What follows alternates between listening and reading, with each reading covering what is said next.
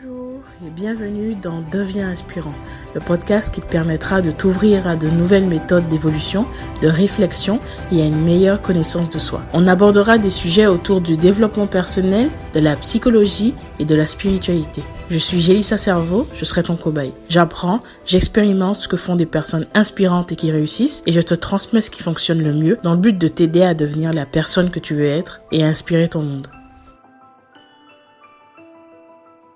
Aujourd'hui, je vais te parler de productivité. C'est un peu dans la continuité des épisodes que je t'avais sortis sur justement la création d'habitudes, la productivité. Et là, aujourd'hui, je vais continuer justement cette série de 3 épisodes. Donc, c'est le 3e.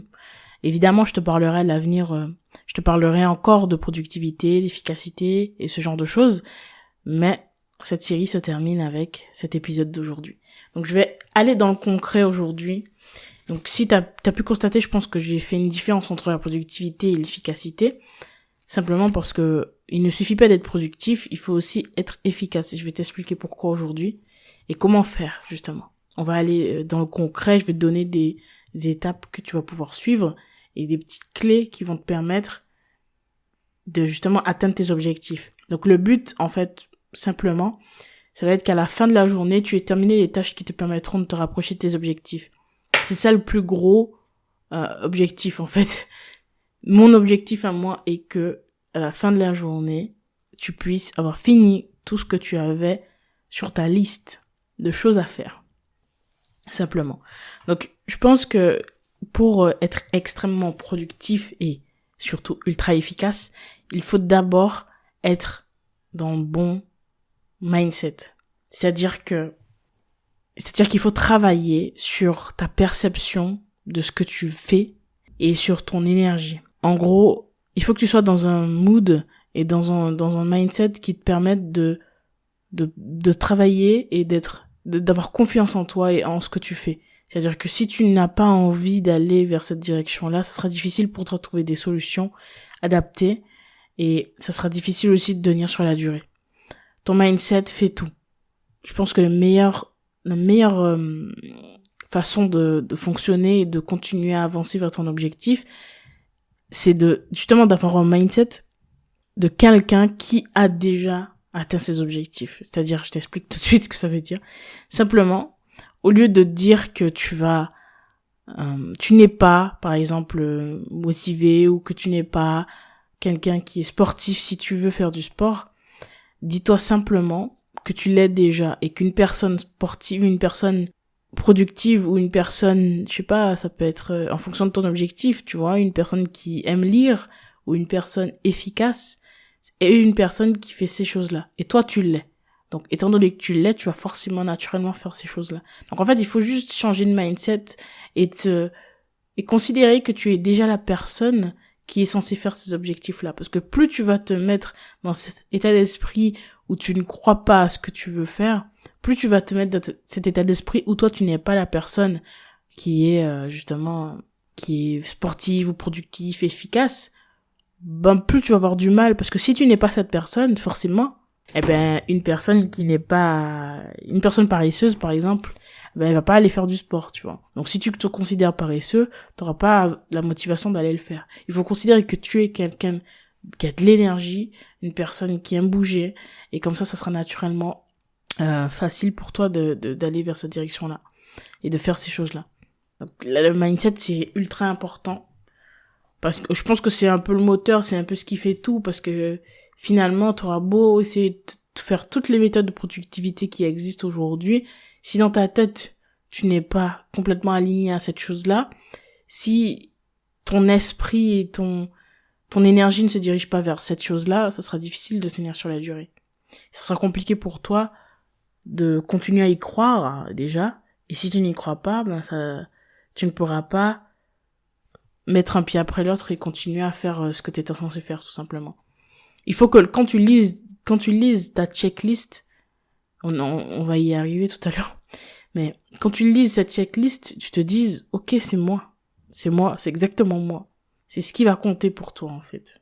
C'est te dire, ok, j'ai envie de faire cette chose-là, et je suis cette personne qui fait cette chose-là. J'ai cet état d'esprit qui correspond à ce que je veux faire, tu vois. Et donc c'est très important. Également, pour moi, la deuxième chose qui est aussi importante, même primordiale, c'est ton énergie, justement. Pas seulement ton mindset, pas seulement ton esprit, mais aussi ton corps physique. Il faut aussi que physiquement, tu puisses tenir sur la durée. Donc, il faut travailler le sommeil. Il faut être sûr que tu dors bien le bon nombre d'heures et pas trop dormir non plus. Parce que parfois, en dormant trop, tu te sens encore moins en forme que tu l'étais avant. Donc, il faut dormir suffisamment. Le sommeil, c'est super important pour plein de raisons. Je vais pas te faire la liste des choses que le sommeil t'apporte, mais tu le sais déjà, sans doute. C'est super important. Dormir, mais pas seulement. Il faut aussi bien t'hydrater suffisamment tout au long de la journée. Il faut également contrôler et savoir ce que tu ingères, donc limiter le sucre, ce genre de choses. C'est l'une des choses qui a été les plus difficiles pour moi, c'est de limiter le sucre. Je crois que c'est carrément une addiction, on pourrait dire ça. c'est le plus difficile. En réalité, intégrer des légumes, boire beaucoup d'eau, ce genre de choses, ça reste assez simple. Mais quand il s'agit d'éliminer le sucre, ça devient beaucoup plus compliqué. Et je pense que toutes les personnes de ma génération voient très bien ce dont je veux parler. Et c'est pour ça qu'il faut aussi le faire progressivement et pas complètement virer tout le sucre que tu as dans tes placards. Juste diminuer petit à petit. Et c'est ce qui permettra d'avoir plus d'énergie. Tu sais à quel point le sucre, ça te plombe au lieu de te donner de l'énergie. Au contraire, le sucre raffiné, évidemment, ça te plombe complètement. Et t'en auras beaucoup moins, de moins en moins en réalité. Par exemple, l'alimentation cétogène, pardon, je mélange l'anglais et le français. Cétogène, ça permet justement d'avoir plus d'énergie. Alors bon, je te conseillerais pas forcément de faire ça parce que c'est assez drastique, c'est assez difficile. Mais c'est un peu l'idée, c'est-à-dire réduire les aliments sucrés, réduire le sucre plutôt, réduire les glucides, ce genre de choses. Et puis augmenter tout ce qui est légumes, fibres, ce genre de choses. Et puis la graisse, les bonnes graisses qu'on peut retrouver par exemple dans les avocats. Quand je teste ce genre de choses, parce que j'ai pu le tester, je me rends compte que j'ai plus d'énergie. Quand je retombe dans le sucre, bizarrement, forcément, j'ai moins d'énergie. Donc, je te conseillerais plutôt de te concentrer sur ce genre de choses. Donc, dors, hydrate-toi, mange moins de sucre, tu auras plus d'énergie. Et si tu as plus d'énergie et qu'en plus tu as le bon mindset, crois-moi, rien ne peut t'arrêter. Ensuite, la chose qui serait importante aussi, c'est peut-être un conseil c'est certainement un conseil en fait que t'as déjà entendu parce que c'est un conseil qui paraît très simple, tu vois. Mais finalement, est-ce que tu le fais vraiment accompagné des autres conseils? Ça, c'est une chose importante. Donc ça en fait, c'est le pouvoir des checklists. Simplement, noter ce que tu as à faire dans la journée et cocher comme ça à chaque fois. Une fois que tu as fait cette action, à chaque fois, cocher les cases à côté de l'action que tu es censé faire. Donc, pourquoi c'est important? Déjà parce que visuellement, tu vas voir que tu progresses. Tu vas pouvoir voir une progression, tu vas pouvoir voir que tu fais ce que tu étais censé faire, pardon. Et au fil du temps, tu verras que les actions que tu étais censé faire, tu les fais en fait. Et donc, en gros, dans ton esprit, ça sera un peu indiqué, j'ai pu faire cette action-là, donc j'ai fait un pas en avant, j'ai atteint ce truc-là. Donc c'est super puissant pour toi et c'est plus puissant pour tous les objectifs que tu peux avoir. Mais ce qui peut être intéressant, c'est d'avoir des checklists de la journée, les tâches que tu dois accomplir dans la journée, mais également les tâches à la semaine ou au mois. C'est-à-dire que tu découpes simplement, comme je te l'ai expliqué dans les autres épisodes sur la productivité, tu découpes simplement un objectif en plusieurs habitudes. Et ces habitudes, tu peux les inscrire pour ta semaine, pour la journée, simplement. Donc ça devient plus simple pour toi, justement, de pouvoir les faire parce que ça devient des habitudes et pas des objectifs à accomplir chaque jour. Donc les habitudes, c'est très puissant, je t'en ai déjà parlé, je vais pas en reparler aujourd'hui, mais je t'invite à aller écouter les autres épisodes sur la productivité pour savoir de quoi je parle, simplement. Dont l'épisode 3 d'ailleurs. Donc, une chose aussi qui est importante, c'est de te créer un peu ton environnement propice à la productivité.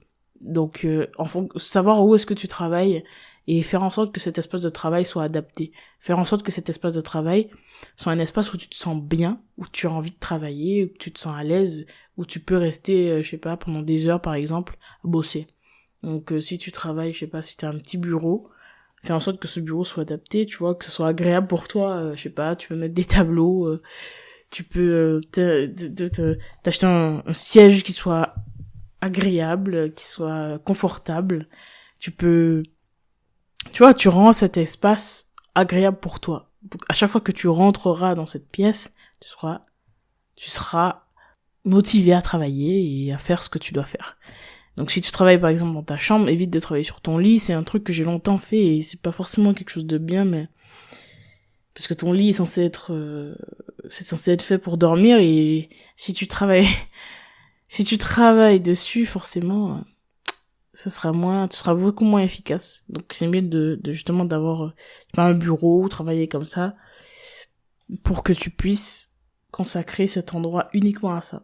Ensuite, donc dans l'environnement, ce qui va être aussi important, c'est de ne pas être dérangé. Si tu travailles à la maison, je pense que tu connais ce problème en fonction d'avec qui tu vis. Si tu vis avec des personnes ou si tu vis seul, tu sais que forcément quand tu vis avec d'autres personnes et que tu travailles à la maison, c'est pas forcément toujours facile pour eux de se rendre compte qu'en fait tu travailles réellement, même si tu ne sors pas de chez toi. Et donc il faut faire en sorte que les personnes qui sont autour de toi et qui vivent avec toi comprennent que t'as des moments où tu dois travailler, même si tu ne sors pas de la maison, tu dois travailler, et ces moments-là, tu ne dois ne pas être dérangé, simplement. Donc, il faut en parler aussi aux personnes qui sont autour de toi pour qu'elles comprennent et que tu ne puisses pas toutes les 10 minutes être dérangé comme ça et ne pas avoir envie de faire ce que tu dois faire, simplement. Il y a une autre petite étape qui est pour moi importante aussi, c'est le pouvoir des rappels. Donc c'est de créer des rappels sur ton téléphone, par exemple, pour te souvenir que tu dois faire ces choses-là. Même si tu penses que tu vas t'en souvenir, c'est bien d'avoir des rappels. Pourquoi ? Parce que la mémoire, si tu ne la travailles pas souvent, ça va être compliqué, tu vois, de faire en sorte qu'elle soit saine et que tu te souviennes de ce que tu dois faire. Et puis même au-delà de ça, en fonction de ton état émotionnel, tu peux justement oublier des choses importantes. Et tu ne sais pas ce qui va se passer dans ta journée. Il suffit qu'il y ait quelque chose qui te plombe ton moral pour que tu oublies les choses que tu étais censé faire. Donc c'est bien d'avoir des rappels, c'est la mémoire. Et le dernier conseil que je te donnerai, c'est de te créer un petit journal de progression. Alors c'est super puissant le journal. Genre, je te ferai un épisode uniquement sur ça. Parce que le fait d'avoir un journal, c'est très puissant justement pour ton évolution personnelle, même pour tes projets et pour des petites habitudes que tu essaies de créer. Un journal de progression, pourquoi ? Ça te permet de noter ce que tu as à faire, par exemple dans ta journée, et de par la suite noter tes réussites, ce que tu as pu accomplir dans ta journée, les choses positives, les choses aussi qui ont été un peu plus challengeantes, et également écrire comment ça s'est passé pour toi. C'est-à-dire d'écrire l'expérience que tu as vécue. Et comme ça permet déjà de voir ta progression, d'observer ta progression, mais aussi de savoir qu'est-ce que tu dois modifier, qu'est-ce que tu dois changer pour que ça se passe différemment ou mieux la prochaine fois.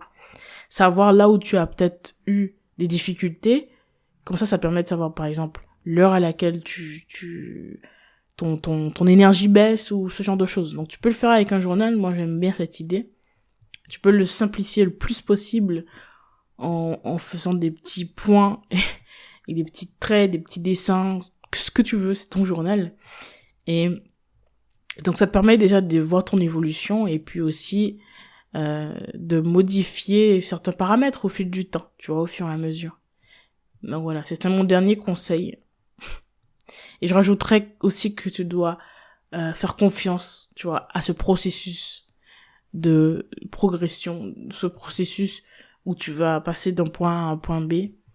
Parce que finalement, au départ, ça peut être très difficile de se dire que tu vas pouvoir progresser. Au début, c'est très dur de mettre un pied après l'autre, comme j'aime le dire. Et ça peut être très difficile de te lever et d'aller faire ce que tu es censé faire. Parce que peut-être qu'au départ, tu penses que tu n'as pas les capacités de pouvoir le faire.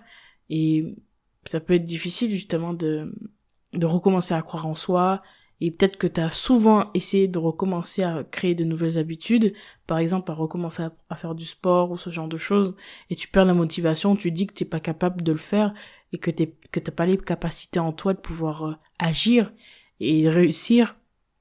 Mais finalement, tout ça c'est une question d'état d'esprit. Il faut simplement te dire que ça prendra un peu de temps, mais que tu pourras y arriver avec de l'entraînement.